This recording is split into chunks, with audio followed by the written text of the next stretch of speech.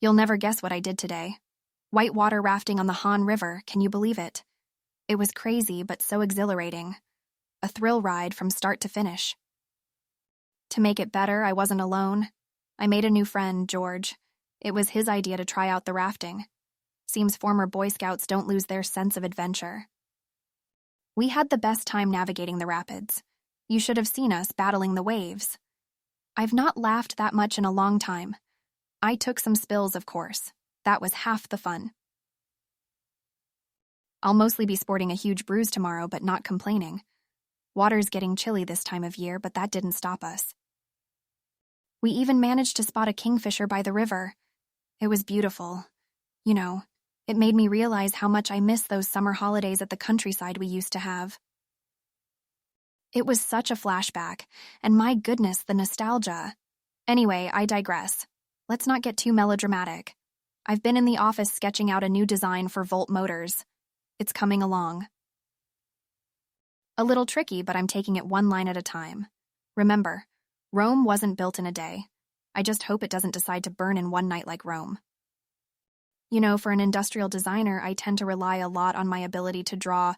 So Midori was telling us in the group chat about this trick, sketching upside down, inspired by Picasso, no less. Can't even begin to imagine how, but she seemed to have fun. Kyo, as always, was up for culinary experiment. Do you remember his famous peanut and jelly sushi rolls?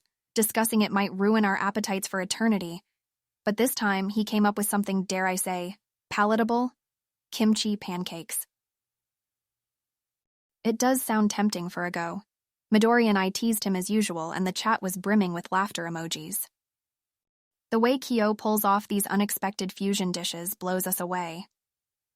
Speaking of Tokyo, we all can't wait for our reunion there. Imagine the food, the places, the laughter. Just a bit more time and we'll all be catching up in person, not just via texts. But it's amazing, though, how despite being countries apart, our little uni friendship has only grown stronger. Now, nostalgia is drowning me again. I should hastily retreat. I need to go check on my dinner now, trying to master this new South Italian recipe. Not quite there yet, but we'll get it eventually. Another day awaits us, and who knows what else floats down the river. Always an adventure these days. So, about that vegan Korean party, so I must say it was quite an adventure. Didn't think I'd see the day when bulgogi could be vegan, and yet, wow. Going green isn't as daunting as it seems, right, Kyo? Though his comment about dining in bunny territory did make me giggle. It reminded me of that old cartoon, Bugs Bunny. Do you remember it? Our childhoody obsessions. And let me tell you, the vegan bukamge pancakes just delicious. I think Midori would fall head over heels with them. Speaking of Midori, she's binge-watched that new series, Manifest. Behind as usual, still hooked to the first season. Tune out the spoilers. Though you know what's interesting?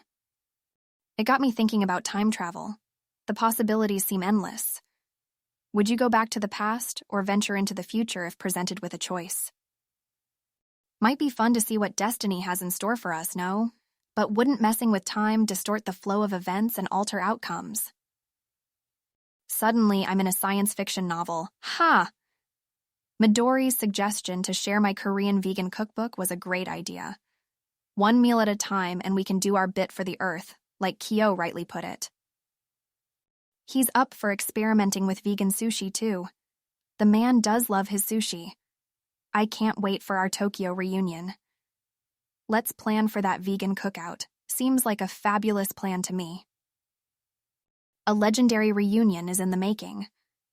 Well, I must say today has been more than what I was expecting. Going to wrap up the leftovers now, maybe freeze some for you. I've been asked to design a new electric scooter for kids at Volt Motors. Let's just say it's a fresh challenge. My sketch pad's pretty filled with ideas. I need to get back to work on those now. Catch you later, pal. So I decided to switch gears today, quite literally.